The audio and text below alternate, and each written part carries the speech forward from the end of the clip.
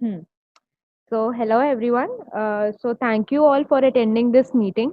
So, the agenda of this meeting is I'm going to introduce you about the 10 interesting facts about e-commerce which you haven't come across. So, I am going to talk about more of the facts that which I found it very interesting, and I hope you also find it very interesting. And please share your feedback at the end of this webinar so that I can know more about how should I more conduct such kind of webinars or not. Okay, so I'm going to begin. So I'm going to first talk about a little bit about e-commerce. Like as we all know that from pins to aeroplane, everything is available online today. The e-commerce as an industry has gained its space and it is in fact growing day by day. So first of all, we need to understand that okay, from where this madness got started and how everything began. So I'm going to talk about the inception of the e-commerce first. So the first interesting fact is Michael Aldrich was the first person who invented the online shopping in 1979. So I'm going to share one story that how he started. He connected the modified television with a telephone line, and the story goes like this: that he was going on a walk with his wife, and he was talking about the inconvenience of daily going to the market and purchasing the products which he wanted to buy. So he thought that it would be more convenient for him that if they can order products through TV. So what he did was he invented a system that advertises goods and services on a television and which gives viewers the ability to connect the call and as well as connect with the call center system so that they can give orders. And he calls this system as a tele shopping system. And so this is how the first e-commerce system was started and it was born. So now the second interesting fact is about Amazon.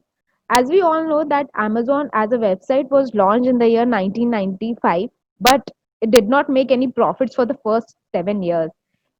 Everyone thinks that e-commerce is as soon as they launch a website and everyone will start making most of the profits in the first year of inception or everything, but that is not true. And the thing is wait sorry so the thing is they started in the year 1995, but their first profit was recorded in the year 2003. And as we all know that rest everything is a history. The third interesting fact about e-commerce is that everyone thinks that Amazon is the first player who comes into the market and thought about, okay, they started with selling books and everything, but this is not true. Pizza Hut was the first company who started their online business. So people started getting delivery of online pizza, and Pizza Hut is the first company who started offering their services to their customers and started with the online order as early as 1994. So this was something amazing which I also don't know, and which I thought, okay, always thought that Amazon was the first platform which got started, but it was not. Pizza Hut was the first company which started who started the delivering of online pizza. Now I'm going to talk about the fourth interesting fact. So we all know that most buyers these days prefer buying through their mobile phones, and most e-commerce platforms today are focusing more on developing interactive apps. So Magneto is the platform that helps you to build an interactive app. The reason being, buyers find it easier to download the app and instead of logging onto their website or from their laptop. Therefore, the most e-commerce platform users or who thinks about developing an own e-commerce website or something want to hire Magneto developers so that they can build interactive apps as well for the e-commerce website. Next interesting fact is discounts and offers. Yes, discounts and offers are the most important thing in online shopping scenario. Studies show that about 71% of the customers shop online and they believe that they get a better deal online than in stores. I mean, why not? Like there was a tradition that most people were driven towards brick and mortar stores only with the fact that they are going to get some better deals. But as soon as the online business got started, and online sale, online shopping, Flipkart's big billion day, and everything, all such things got started, people are more driven towards offers and discounts. And there is a fun fact also that out of 1 out of 3 customers, even by products, when they get to know that in Facebook or any other social media platform that this product has got more likes as compared to a different product. So this is one of the interesting factor which separates the e-commerce scenario from the brick and mortar stores. Next is the abandonment of the cart. The abandonment of the cart is a serious issue actually, which is being seen as a trend among all the online shoppers. The abandonment of the cart means that you want to buy a certain product, but because of the certain glitches or some of the certain mindset, you drop that product and you just move away from that product. There are various reasons that customers do like that, and there is a kind of psychology behind that. Abandonment of mostly like 28% of the online shoppers abandon their carts and never shop from the same online store. Firstly, because the price, if they find out that the pricing of this store is too high as compared to the other in the same segment, then also they abandon their carts. The second behavior is that, suppose if I'm going to buy certain product, but I'm forced to do a registration first and then go and check out the product, then also I won't be comfortable in buying a certain product. So in that case also I will abandon my cart. The third thing is, sometimes what happens, if a customer is logging through a mobile phone and if the website is not very mobile friendly, then also what happens that if I think about, okay, the loading time is very high on this website, why would I buy a product from that website or a store? So that is also one of the reason that customers drop and they don't went into the purchasing part of the product. So if we focus on converting all these abandonment of cards and convert them into actual sales, then e-commerce business platform will boom for that particular business, or for a particular website. And these are some of the behavioral issues which I also feel like these are because of that the online shoppers drop. Next is the timing, that many people think that when is at what time of the hour the maximum sales happens. As you all know, in India, that maximum people are working between 9 to 5, but you will be surprised to know that 60% of the online purchase happen during these business hours. There is no fixed timing that okay, the sale is going to happen more on weekends like Saturdays or Sundays or during specific timing, but most of the people like to purchase during these working hours. Next is the digital payment. Digital payments, like if we in during COVID times, we have seen that many digital payments are coming up, and many platforms have been started providing the online payment system because of the COVID situation. Also, because it is not easier to take cash and have to take care of the protection and safety and everything. So many digital payments are coming up, but people are still skeptical about digital payments, because Indians prefers cash on delivery scheme, as we don't have to, because reason being that they think that they don't have to pay without verifying the product. Actually, cash on delivery system started in India with the fact that many people are not very confident when they buy product online. They think about, okay, the unless and until they verify the product, they see the physical form of the product, they are not very confident in going towards the digital payment. So that is the reason that many companies have come up with the cash on delivery concept, with this idea only that they can do impulse purchases, especially for to cater the Indian audience.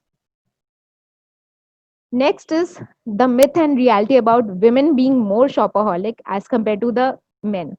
But the truth is busted. Actually, as per the studies, it is being observed that around 60% of men shop more as compared to the women. The reason being, the internet penetration in India is not that great, and mostly like if you consider the semi-urban areas or the rural areas, most of the gadgets are still there in the hands of the males, and females don't get the access of the internet as well as with the mobile phone. So suppose whenever a person have suppose for a female they have to buy a certain product online, so they ask their brothers or their fathers or anyone male figure in their family to get the mobile or order on their behalf. They're not very familiar with the fact that they should also have their own mobile or internet connection and place their order online by themselves. So that is the reason that 63% of the male shop for at least once in a month online rather than 44% of the women. And by the way, this fact is not only related to the rural areas; it is very much prevalent in urban areas also. Like if we think about the categories like mobile phones, when especially when flash sale happens, so in such cases, the like mostly males are towards the want to purchase and are very good at doing purchases during flash sales, or have the experience in buying the gadgets. So mostly friends or prefer ask boys only, or the male counterparts to purchase on their behalf. Next is the potential about the e-commerce as a business and as a sector. As we all know that there is a huge potential in e-commerce today, because the e-commerce is growing like a wildfire right now across the globe. And if a seller is trying out things in set up their business in the e-commerce place, so there is not very much kind of regulation or any kind of commission involved that creates a barrier between a shopkeeper or a to establish themselves in the e-commerce platform. That is the reason, that is one of the reason that e-commerce as a platform is growing. And but we have seen that only 17% of the business, like 17% of the small and medium businesses have adapted to the online selling till now. And this is about only the first world countries. By first world countries means that only developed countries have this system. That if you take China, in China the internet penetration is high, and the amount of platforms like Alibaba and everything, they are very much aware about what is e-commerce and how this setup works. But if you ask about India, there is still a huge potential. And in India itself, if we look at the number of the sale every year, the India's sale in e-commerce sector is $46 billion. So you can imagine about the huge potential which lies in this segment. So I believe these are the top 10 factors, interesting facts in fact, which distinct e-commerce from any other sector, and it is growing day by day. So I want to know your thoughts on this. That are you guys amazed about knowing all these facts? You can unmute. Any of you can unmute and share your feedback on this. Hello. Hello. Yeah, Kriti. Hello. Hi, Hi, Shania. Good afternoon. How are you? I'm good. I'm good. I must say this is a very wonderful session. I'm very amazed. I'm looking forward to attend these type of webinars more. Okay, thank you. And what is the one of Yo, the fact which you thought that okay earlier I had this knowledge, but I was not very clear. One of the facts, if you want to share with us, like if you know. that fact that Pizza Hut started first Yes, yes, online business. That yes. fact. Okay, okay. Okay. Thank you. Thank you. Thank you for sharing your You're feedback, welcome. Kriti.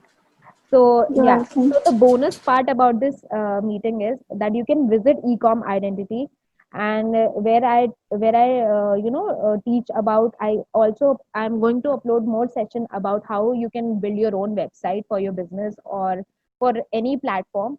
And in the coming days, I'm planning to build to conduct more such sessions on, and it will be like extended sessions on how to create a website for any of your business ideas. If you have a business idea, or if you have any kind of business, you should have a website so that it is up and running and you can reach to a larger audience. And just wait a moment. Wait a minute. Thank you for the lovely chat. And yeah, last but not the least, I'm going to talk about the 10 most valuable e-commerce startups in India. So I'm going to talk about the valuation of the 10 most valuable e-commerce startup, and I'm going to talk about how they are expanding. So it will also be a great insight if you stay with me here. So the top, in the 10th category comes the Grofers, and the Grofer valuation right now is $644 million. Grofers, as we all know, is is into the segment of groceries as well as only and providing offers in terms of the grocery. But you will be amazed to know that they have expanded into another sector, which is like lifestyle, clothing, and many other sectors. And the ninth place is that Farm Easy. Farm Easy is like they supplies medicines online, and they have a valuation of $700 million. On the eighth number is Nika. Nika has a valuation of $743 million right now. Nika has also collaborated with with brand ambassadors like Katrina Kaif, and they have launched their own product line, and they've started venturing into lot of influencer marketing space as well.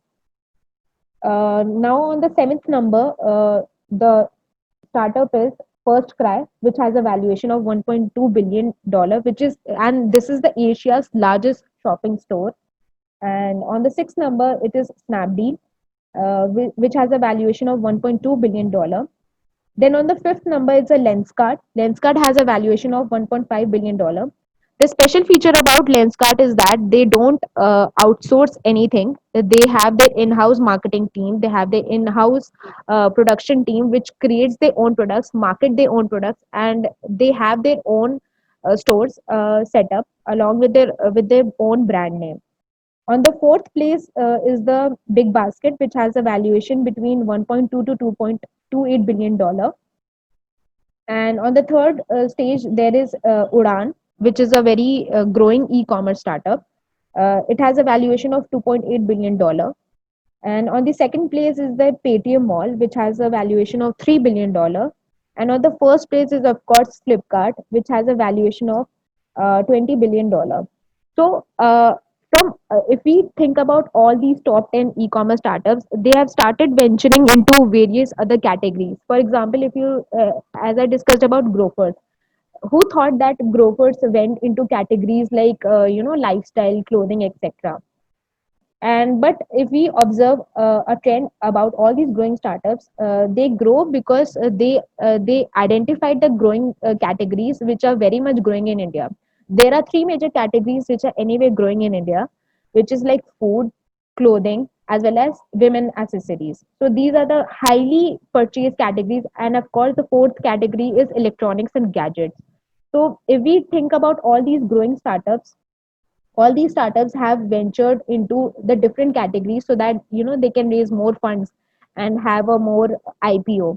And the SoftBank is basically behind all these is basically behind the funding of all these startups, like for example for Udan, for Paytm Mall, as well as for Flipkart. SoftBank has a vision to fund all these unicorn startups so that they can expand also, and as well as SoftBank, for as a credibility for SoftBank, they can also grow. So it's a kind of mutual partnership between the startups as well as the SoftBank. I hope this session is valuable to all of you, and I'm going to end this session. If anyone has any more questions, can or want to share their feedback, they can unmute themselves and can share the feedback. Hi, Shania. Hi, hi, Prerna.